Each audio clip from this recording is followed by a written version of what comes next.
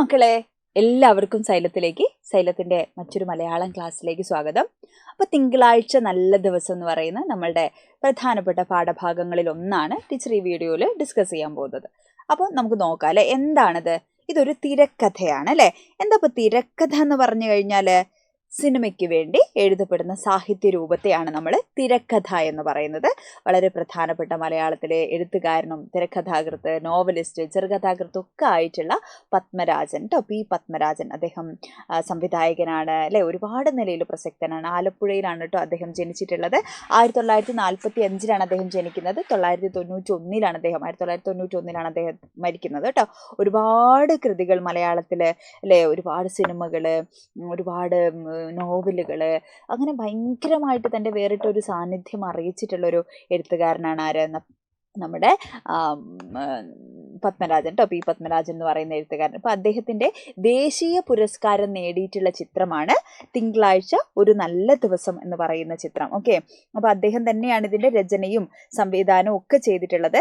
1985 തിങ്കളാഴ്ച നല്ല ദിവസം എന്ന് പറയുന്ന സിനിമ പുറത്തിറങ്ങിയത്. ഓക്കെ, അപ്പോൾ പിന്നെ ജാനകിക്കുട്ടി എന്ന് പറയുന്നതിലെ കഥാപാത്രത്തെ അവതരിപ്പിച്ചിരിക്കുന്നത് കവിയൂർ പൊന്നമ്മയാണ്. ഈ കഥാപാത്രമാണ് ഇതിലെ ഏറ്റവും പ്രധാനപ്പെട്ട കഥാപാത്രം എന്ന് പറയുന്നത്.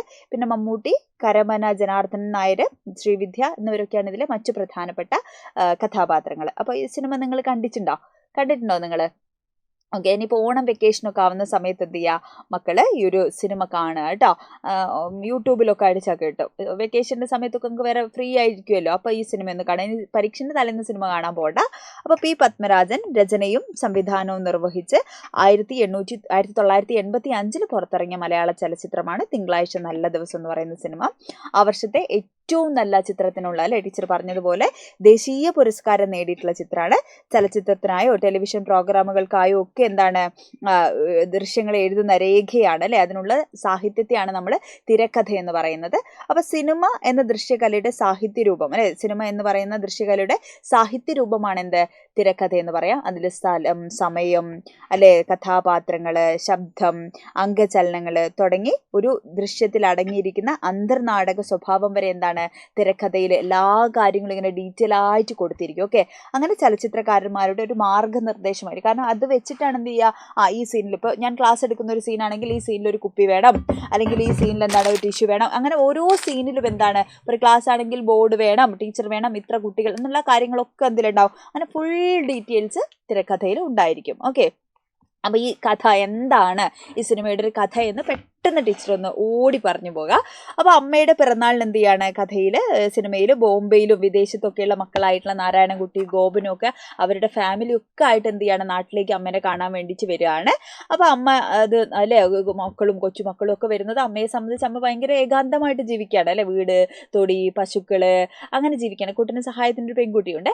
അപ്പോൾ ആ വീട്ടിലേക്കാണ് ഈ മക്കളൊക്കെ വരുന്നത്. അപ്പോൾ ഭയങ്കര സന്തോഷത്തിലാണ് അമ്മ. പക്ഷെ എന്നാൽ മക്കൾ വരുന്ന എന്താണ്, വേറെ ഒരുപാട് ഉദ്ദേശങ്ങൾ കൊണ്ടാണല്ലേ. അപ്പോൾ പുറത്തൊക്കെ ജീവിക്കുന്ന മക്കൾക്ക് ഈ പറയുന്ന നാട്ടിലെ ജീവിതം, പശു അങ്ങനെയുള്ള സെന്റിമെന്റ്സ് ഒക്കെ വളരെ കുറവായിരിക്കും. കാരണം അവരുടെ ജീവിതം അങ്ങനെയാണല്ലോ അല്ലെ, അവരവരുടെ ജീവിതം കെട്ടിപ്പടുത്താനുള്ള ഓട്ടത്തിലാണ്. അപ്പോൾ അമ്മയ്ക്ക് സ്വാഭാവികമായിട്ട് എന്ത് ചെയ്യാണ്, അമ്മയെ ഒറ്റയ്ക്ക് അവിടെ നിർത്തുന്നതിലൊക്കെ മക്കൾക്ക് ബുദ്ധിമുട്ടുണ്ട്. മാത്രമല്ല വീട് അല്ലെ, അവരുടെ ഫിനാൻഷ്യലിന്റെ ഭാഗമായിട്ട് എന്താണ് വീട് വിൽക്കണം അല്ലെ. അപ്പോൾ അങ്ങനെ അവരെന്ത് ചെയ്യാണ്, അമ്മയെ ശരണാലയത്തിൽ അല്ലെ, വീട് വിറ്റ് അമ്മേനെ ശരണാലയത്തിൽ താമസിപ്പിക്കാൻ വേണ്ടി ശ്രമിക്കുകയാണ്. അതോടെ ആ കുടുംബത്തിന്റെ സകല സന്തോഷവും അവിടെ നശിക്കുന്നു. എന്നാൽ കുടുംബത്തിന്റെ സ്വസ്ഥതയും സമാധാനവും താൻ മൂലം ഇല്ലാതാവരുതെന്ന് കരുതി അമ്മ എന്ത് ചെയ്യാണ്, മനസ്സോടെ അല്ലെ ശരണാലയത്തിലേക്ക് പോകാൻ വേണ്ടി തയ്യാറാക്കുകയാണ്. അപ്പോൾ അതിനു മുമ്പ് ഈ അമ്മയ്ക്ക് ഉണ്ടായിരുന്ന പശുക്കളെ, ആടുകളെ അല്ലെ, അതിനൊക്കെ എന്ത് ചെയ്യാണ്, മീനുവിനെ അശോകിനൊക്കെ ഏൽപ്പിക്കുകയാണ്. അമ്മയെ ശരണാലയത്തിലാക്കി മടങ്ങി വന്നതിന് ശേഷം ആ വീട്ടിലെ മുൻ ആശ്രിതനായിരുന്ന കുഞ്ഞനുമായിട്ട് മകൻ നാരായണൻകുട്ടി വഴക്കുണ്ടാവുന്നുണ്ട്. പിറ്റേന്ന് ശരണാലയത്തിൽ നിന്നും അമ്മയുടെ ഫോൺ വിളി പ്രതീക്ഷിച്ച മക്കൾക്ക് ലഭിച്ച വാർത്ത അമ്മയുടെ മരണത്തെക്കുറിച്ചായിരുന്നു അല്ലെ.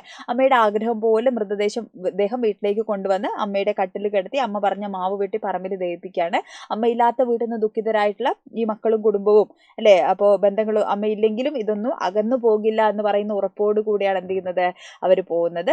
ഒടുവിൽ വീട് വാങ്ങാമെന്ന് പറഞ്ഞ കുഞ്ഞൻ പിന്മാറുന്നു. കുറ്റബോധം കൊണ്ട് തകർന്നു പോയ ഗോപൻ ഒടുവിൽ തന്റെ വിദേശയാത്ര മതിയാക്കി ഭാര്യയ്ക്കും കുഞ്ഞുങ്ങൾക്കും ഒപ്പം എന്ത് ചെയ്യാണ്, അമ്മയുടെ ഓർമ്മകൾ നിറഞ്ഞ ആ പഴയ വീട്ടിൽ തന്നെ താമസിക്കാൻ വേണ്ടിയിട്ട് തീരുമാനിക്കുകയാണ്. അപ്പോൾ ഇത്രയുമാണ് ഈ ഒരു കഥ അല്ലെങ്കിൽ ഒരു തിരക്കഥ എന്ന് പറയുന്നത്. ഇത് നമുക്ക് ചോദിക്കാൻ സാധ്യതയുള്ള ചോദ്യം അമ്മയുടെ കഥാപാത്ര നിരൂപണം അല്ലെങ്കിൽ അമ്മയുടെ സ്വഭാവ സവിശേഷതകൾ ചിലപ്പോൾ ചോദിക്കാം. അല്ലെങ്കിൽ മറ്റൊരു ചോദ്യം എന്താണ് പ്രധാനപ്പെട്ട നമുക്ക് 7 മാർക്കിനൊക്കെ ചോദിക്കാൻ സാധ്യതയുള്ളൊരു ചോദ്യം എന്ന് പറയുന്നത് പുതിയ കാലത്ത് അല്ലെ വൃദ്ധരായിട്ടുള്ള ആളുകൾ ഇത്തരത്തിൽ ഒരുപാട് സംഭവങ്ങൾ നമ്മുടെ ലോകത്തെമ്പാടത്ത് നടക്കാറുണ്ട് അല്ലേ. അപ്പോൾ കുറച്ച് കഴിഞ്ഞ വർഷം അങ്ങനെയാണ് ഒരു ഹയർ സെക്കൻഡറി സ്കൂൾ ടീച്ചറായിട്ടുള്ള ഒരു ടീച്ചർ ഒരു വൃദ്ധയായിട്ട് അമ്മൂമ്മേനെ അല്ലേ എന്താ പറയുക അടിക്കുന്നതും തൊഴിക്കുന്നതും അല്ലെ ഒക്കെ വീഡിയോയിലൊക്കെ വന്ന് നമ്മളെല്ലാവരും കണ്ടതാണ്. അപ്പോൾ ഇതുപോലെ നമ്മുടെ സമൂഹത്തിൽ ഇപ്പോൾ ക്ഷേത്രത്തിലൊക്കെ അല്ലേ എന്താണ് അമ്മമാരെയൊക്കെ കൊണ്ടിരുത്തി ഇതപ്പോൾ വരാമെന്ന് പറഞ്ഞിട്ട് പോകുന്ന മക്കൾ, പിന്നെ വർഷങ്ങളോളം അമ്മമാരല്ലേ. അതേപോലെ റഫീഖ് അഹമ്മദ് എഴുതിയ വളരെ പ്രധാനപ്പെട്ട ഒരു കവിതയുണ്ട് മലയാളത്തിലെ അമ്മത്തൊട്ടിൽ എന്ന് പറയുന്ന കവിത. പിൻസീറ്റിൽ എത്രയ്ക്ക് ചാരി ഇരുന്നിട്ടും ഓരം ചെരിഞ്ഞു മടങ്ങിയിരുന്ന അല്ലേ, അമ്മയ്ക്ക് ഇരിക്കാൻ പോലും വയ്യാത്ത അമ്മേനെ റഫീഖ് അഹമ്മദിന്റെ കവിതയിൽ മകൻ എങ്ങോട്ടാണ് കൊണ്ടുപോകുന്നത്, ടൂർ കൊണ്ടുപോകല്ല, മകൻ അമ്മേനെ കളയാൻ വേണ്ടി കൊണ്ടുപോവാണ്. അങ്ങനെ അമ്മേനെ കളയാൻ കൊണ്ടുപോകുന്ന ഓരോ സ്ഥലങ്ങളിലും എന്ത് ചെയ്യണു, അമ്മ പണ്ട് അല്ലേ അമ്മയോടൊപ്പം പോയിരുന്ന ഓർമ്മകൾ എന്ത് ചെയ്യാണ് ആ മകൻ അമ്മേനെ ഉപേക്ഷിക്കാൻ കഴിയാതെ വരികയും അല്ലേ അങ്ങനെ അവസാനം അമ്മ മരിക്കുന്നതാണ് എന്ത് ചെയ്യുന്നത് ആ കവിതയുടെയും അവസാനത്തിൽ നമ്മൾ കാണുന്നത്. അപ്പോൾ ഇങ്ങനെ എല്ലാ കാലത്തും നമ്മുടെ സമൂഹത്തിൽ എന്താണ് പുതിയ കാലത്ത് പ്രത്യേകിച്ചും അനുദിനം നമ്മുടെ വൃദ്ധസദനങ്ങളൊക്കെ വർദ്ധിച്ചുകൊണ്ടിരിക്കുന്ന കാലമാണ്. അപ്പോൾ ഇവിടെ നമ്മുടെ എന്താ പറയുക പിന്നെ രക്ഷിതാക്കൾ അല്ലെങ്കിൽ വൃദ്ധരായിട്ടുള്ള ആളുകൾ പലതരത്തിലുള്ള പ്രശ്നങ്ങൾ നേരിടുന്നുണ്ട്. അത്തരത്തിലുള്ള വൃദ്ധരുടെ പ്രശ്നങ്ങളെ കുറിച്ച് ആയിരിക്കാം എന്ത് ചെയ്യുന്നത് മേ ബി ഒരു പക്ഷേ നമുക്ക് 7 മാർക്കിൻ്റെ ചോദ്യങ്ങൾ ചിലപ്പോൾ മുഖപ്രസംഗമാവാം, അല്ലെങ്കിൽ ചിലപ്പോൾ എഡിറ്റോറിയൽ തന്നെയാണ് മുഖപ്രസംഗം, അല്ലെങ്കിൽ ഉപന്യാസമാവാം, അല്ലെങ്കിൽ നമ്മളോട് ചിലപ്പോൾ എന്താണ് പ്രഭാഷണം ചോദിക്കുന്നതൊക്കെ ആ വിഷയത്തിലായിരിക്കാം. അതുകൊണ്ട് വളരെ പ്രധാനപ്പെട്ട ഒരു പാഠമായിട്ട് വേണം നമ്മൾ അതിനെ പഠിക്കാൻ വേണ്ടിയിട്ട്. ഇതുപോലെ വേറെ ഏതെങ്കിലുമൊക്കെ പാഠഭാഗങ്ങൾ മക്കൾക്ക് വേണമെങ്കിൽ എന്ത് ചെയ്യുക ഈ വീഡിയോയുടെ താഴെ കമൻറ്റ് ചെയ്യുക. അപ്പോൾ ടീച്ചർ പുതിയ വീഡിയോ ആയിട്ട് വരാം കേട്ടോ. അപ്പോൾ നമുക്ക് വൈകുന്നേരം 7:30 നമ്മൾ 7:15 നമ്മുടെ മെഗാ മാരത്തോൺ ലൈവ് ഉള്ളത്. ഈ പാഠഭാഗങ്ങളും ഇതൊന്നും ചോദിക്കാൻ സാധ്യതയുള്ള മറ്റു ചോദ്യങ്ങളും എല്ലാ പാഠഭാഗങ്ങളും എന്ത് ചെയ്യണം നമുക്ക് ലൈവിൽ ഡിസ്കസ് ചെയ്യണം. അപ്പോൾ മാക്സിമം ഫ്രണ്ട്സിനൊക്കെ ഷെയർ ചെയ്ത് കൊടുക്കുക. അടിപൊളിയായിട്ട് ഉഷാറായിട്ട് പഠിക്കുക. All the best.